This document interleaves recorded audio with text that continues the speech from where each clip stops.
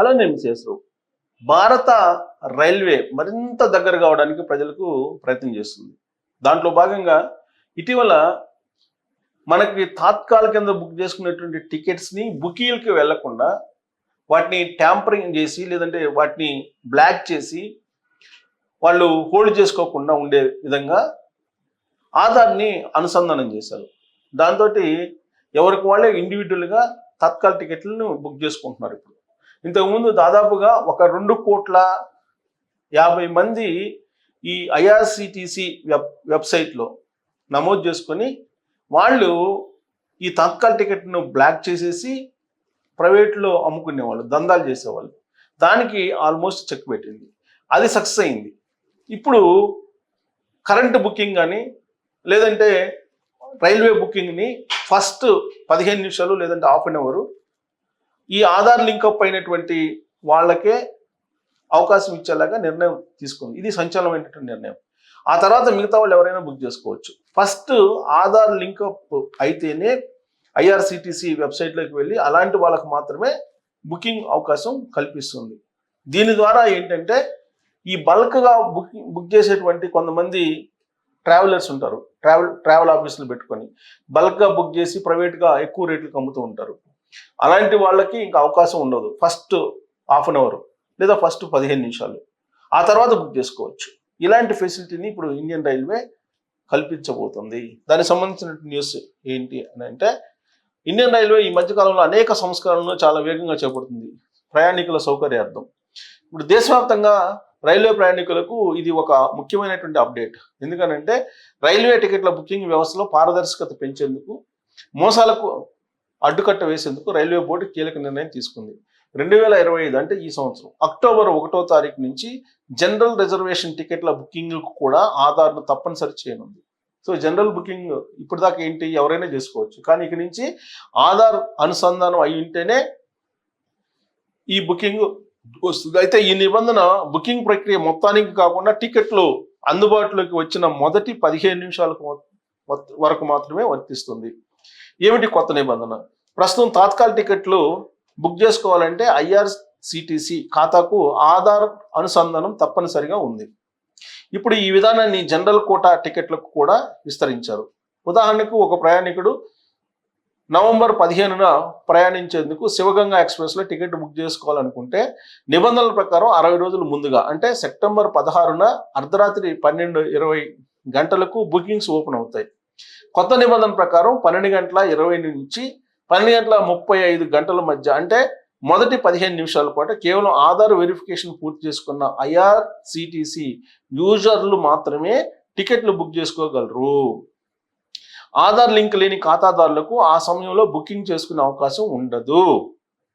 ఈ కీలకమైన సమయంలోనే టికెట్లకు అత్యధిక డిమాండ్ ఉంటుంది కాబట్టి నిజమైన ప్రయాణికులకు న్యాయం చేసేందుకు ఈ నిర్ణయం తీసుకున్నట్లు రైల్వే అధికారులు తెలిపారు. పండుగల సీజన్లో ప్రయోజనాలు ఉంది ఇలాంటి ప్రక్రియ వల్ల.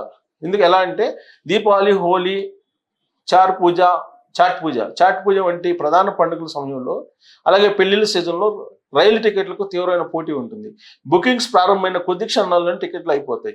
ఈ డిమాండ్ను ఆసరాగా చేసుకుని కొందరు అక్రమార్కులు, ఏజెంట్లు మోసపూరిత పద్ధతుల్లో టికెట్లను బ్లాక్ చేస్తున్నారు అనే ఆరోపణలు ఉన్నాయి. ఈ కొత్త ఆధారిత నిబంధనతో ఇలాంటి అక్రమాలకు అడ్డుకట్ట పడుతుందని రైల్వే బోర్డు భావిస్తుంది. దీనివల్ల సాధారణ నిజమైనటువంటి ప్రయాణికులకు టికెట్లు దొరికే అవకాశాలు మెరుగుపడతాయి.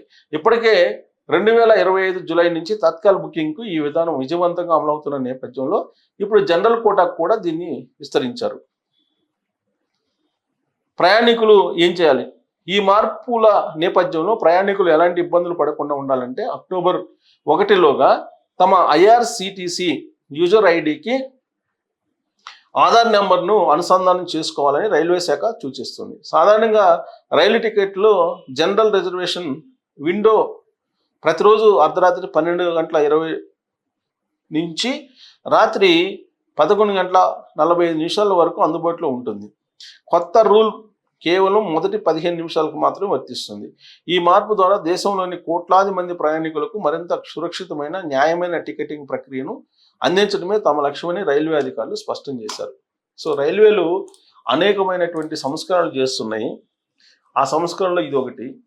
కాకపోతే కరోనా ముందు సీనియర్ సిటిజన్స్కి రాయితీతో కూడినటువంటి రైల్వే టికెట్లు ఇచ్చేవాళ్ళు, అలాగే జర్నలిస్టులకు ఇచ్చేవాళ్ళు, వివిధ రకాల అలాగే ఈ రిటైర్డ్ అయినటువంటి సోల్జర్స్కి ఇలాంటి వాళ్ళందరికీ కూడా ఇచ్చేవాళ్ళు.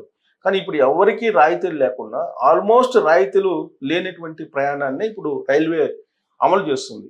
చాలా కాలం నుంచి ఈ సీనియర్ సిటిజన్స్ రైళ్లలో తమకు రాయితీ ఇవ్వాలి, గతంలో 50% రాయితీ ఉండేది, ఆ రాయితీ ఇవ్వాలని కోరుకుంటున్నారు కానీ ప్రభుత్వం దాన్ని పరిశీలించట్లేదు. బట్ అనేకమైనటువంటి సంస్కరణలు చేపడుతుంది. అలాంటి వాటిలో ఇప్పుడు ఆధార్ అనుసంధానం చేసి అక్రమార్కులని అడ్డుకట్ట వేసి నిజమైనటువంటి ప్రయాణికులకు రైల్వే టికెట్లు, రైల్వే రిజర్వేషన్లు లభించేలా ఒక ప్రయత్నం అయితే రైల్వే శాఖ చేస్తుంది. మరి ఈ ప్రయత్నం ఫలిస్తుందా అనే దాని మీద మీరు కామెంట్ చేయొచ్చు.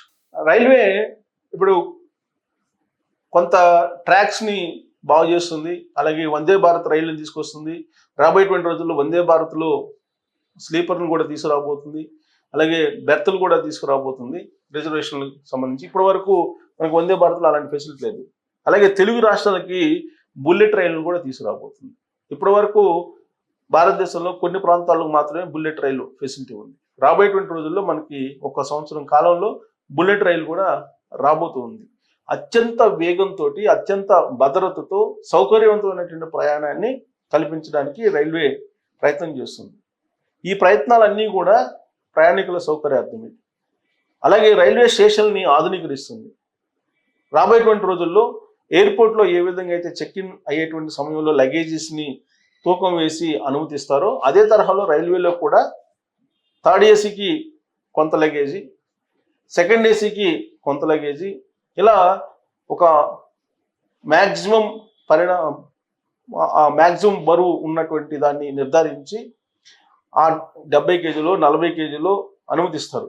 ఆ బరువు మాత్రమే అనుమతిస్తారు, మిగతా దానికి ఛార్జీ వేసేటువంటి ఒక నిర్ణయం కూడా ఇప్పుడు రైల్వే శాఖ తీసుకుంటుంది. అలాగే జనరల్లో ప్రయాణించేటువంటి వాళ్ళకి నిర్ధారిస్తుంది ఎన్ని కేజీలు తీసుకెళ్ళచ్చు అనేది. సో ఇలా నిర్ధారణ చేస్తున్నటువంటి క్రమంలో రాబోయేటువంటి రోజుల్లో ఎయిర్పోర్ట్లో ఎలాంటి నిబంధనలు ఉంటాయో అలాంటి నిబంధనలు ఇక రాబోయేటువంటి రోజుల్లో రైల్వేలో కూడా రాబోతున్నాయి. అనేక సంస్కరణలు చేపడుతుంది సౌకర్యవంతమైన ప్రయాణం కోసం. అలాగే రాబోయేటువంటి రోజుల్లో ఇప్పుడు మనం మెట్రోలో ఏ విధంగా అయితే లోపలికి వెళ్ళాలంటే స్క్రాచ్ చేస్తాం టికెట్, అప్పుడే ఓపెన్ అవుతుంది, అప్పుడే ఎంటర్ కాగలం.